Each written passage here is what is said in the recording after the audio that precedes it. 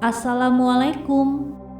Agama dan ilmu pengetahuan seharusnya menjadi pembanding yang relevan dan sejalan, dan agama dapat dijadikan petunjuk yang berhasil untuk pencarian ilmu pengetahuan, dan Islam dapat mencapai sukses dalam hal ini karena memiliki Al-Quran. Tidak ada pertentangan antara ilmu genetika dan agama, sebagaimana yang ditulis dalam Quran Surah Al-Mu'minun ayat 13-14 yang terjemahannya berbunyi, "Kemudian kami jadikan saripati itu air mani yang disimpan dalam tempat yang kokoh, rahim. Kemudian air mani itu kami jadikan sesuatu yang melekat, lalu sesuatu yang melekat itu kami jadikan segumpal daging, dan segumpal daging itu kami jadikan tulang belulang. Lalu tulang belulang itu kami bungkus dengan daging.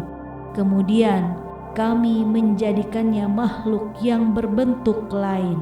Maha suci Allah, pencipta yang paling baik." Kenyataan di dalam Al-Quran yang ditunjukkan oleh ilmu pengetahuan menjadi valid.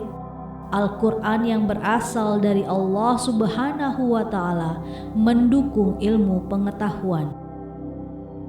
Adalah seorang profesor bernama Elmer Marshall Johnson, adalah pengajar dan ketua Departemen Anatomi dan Perkembangan Biologi di Universitas Thomas Jefferson. Johnson juga merupakan Direktur Institut Daniel Boff untuk Genomik Fungsional dan Biologi Komputasi di Thomas Jefferson University, Philadelphia, Pennsylvania, Amerika Serikat. Ia lahir pada tahun 1930 dan setelah menerima gelar PhD dari UC Berkeley pada tahun 1959, Johnson menghabiskan sebagian besar karir akademisnya di Thomas Jefferson University di Philadelphia, Pennsylvania. Hingga pada tahun 1972, Johnson diangkat menjadi ketua Departemen Anatomi dan menjadi Presiden Teratology Society. Dan pada tahun 2003, ia dinobatkan sebagai Profesor Emeritus dari Departemen Anatomi dan Biologi Perkembangan di universitasnya. Selama 22 tahun berkarir, sudah begitu banyak penghargaan dan jabatan yang ia peroleh. Sebagai informasi, teratologi adalah ilmu yang mempelajari tentang kelainan pada tahap perkembangan manusia, yang sering juga disebut sebagai studi tentang kelainan kongenital pada manusia, yang cakupannya adalah mempelajari perkembangan yang abnormal akibat perubahan lingkungan, termasuk retardasi pertumbuhan, perkembangan mental yang tertunda, atau kelainan bawaan. Profesor Johnson pun telah menulis lebih dari 200 karya yang telah dipublikasikan. Komite Embriologi dari King Abdul Aziz University di Jeddah, Arab Saudi adalah sebuah komite khusus yang dibentuk untuk menyelidiki tanda-tanda ilmiah dalam Al-Quran dan hadis.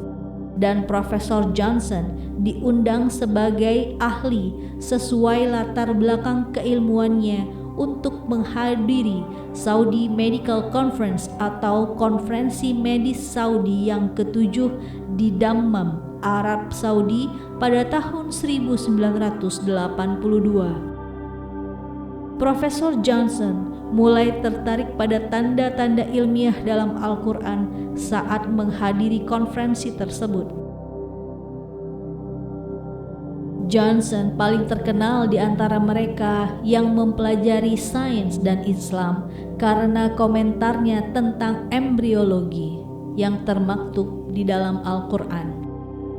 Pada awalnya, Profesor Johnson tidak menerima bahwa ada ayat-ayat yang menjelaskan tentang perkembangan biologi dalam Al-Quran. Namun setelah diskusi dengan Syekh Abdul Majid Al-Zindani, ia mulai berminat dan berkonsentrasi meneliti terkait tahap internal serta pengembangan eksternal janin dalam tubuh manusia. Untuk tambahan informasi, Syekh Abdul Majid Al-Zindani adalah seorang Islamis terkemuka, pendiri dan kepala Universitas Iman di Yaman. Beliau juga adalah kepala gerakan politik dan pendiri Ikhwanul Muslimin Yaman dan Komisi Tanda-Tanda Ilmiah Al-Quran dan As-Sunnah yang berbasis di Arab Saudi. Kembali kepada cerita Profesor Johnson. Pada saat mempresentasikan makalah penelitiannya, Profesor Johnson mengatakan bahwa ia tidak dapat menemukan bukti untuk menyangkal apa yang dikatakan dalam Al-Quran tentang embriologi. Singkatnya, Al-Quran menjelaskan tidak hanya perkembangan bentuk eksternal, tetapi juga menekankan tahap internal, tahap di dalam embrio penciptaan dan perkembangannya, menekankan peristiwa-peristiwa besar yang diakui oleh ilmu pengetahuan kontemporer modern. Dalam pidatonya ia mengatakan bahwa sebagai seorang ilmuwan, ia hanya dapat menangani hal-hal yang secara khusus dapat dilihat dengan spesifik. Ia dapat memahami embriologi dan perkembangan biologis. Ia juga dapat memahami kata-kata yang diterjemahkan kepadanya dari Al-Quran. Lalu ia membuat analogi seandainya jika ia hidup pada masa Muhammad, maka sangat mungkin ia tidak akan bisa menggambarkan hal-hal pengetahuan yang membutuhkan kecanggihan teknologi seperti yang ia ketahui dan hanya dapat dijelaskan pada masa sekarang. Dan pada waktu Al-Quran ditulis 1400 tahun lalu, tidak mungkin manusia saat itu memiliki pengetahuan secanggih ini. Hal tersebut membuatnya menyatakan bahwa intervensi ketuhanan terlibat dalam penulisan Al-Quran, mengingat bahwa Nabi Muhammad SAW juga adalah seorang yang buta huruf. Profesor Johnson berdecak kagum pada apa yang tertulis pada Al-Quran, yaitu kitab berumur 1400 tahun yang lalu.